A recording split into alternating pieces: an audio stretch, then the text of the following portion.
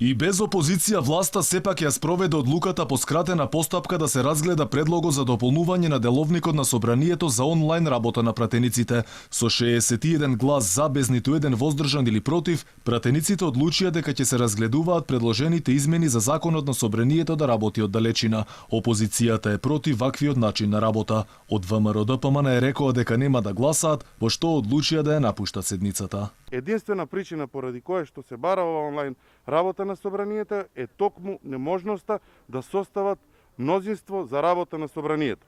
Ние сме тука присутни да разговараме за темите кои што се значајни, за темите поврзани со здравството и економијата предизвикани од ковид кризата, но секако не приоритет да ни бидат легализацијата на марихуаната и некои слични закони со кои што планира ова владеачко мнозинство да коалицира и да соработува по тие теми. Инаку предлогот со кој се предвидува инфицирани пратеници да можат од дома да работат на пленарни седници на собраниски комисии, го поднесе председателот на собранието Талат Џафери. Според него ова решение немало да го промени досегашниот начин на работа, туку само ќе овозможи пратениците да може да се вклучат во работа на парламентот, а со тоа и ќе се овозможи истиот да работи. Собранискиот спикер рече дека сите што имаат забелешки да ги достават, пошто истите ќе бидат навреме разгледувани. Според Џафери, предлогот кој е во скратена постапка, по изгласувањето на потребата од носење треба да помине на комисија, а потоа пак треба да се врати на гласање на пленарна седница.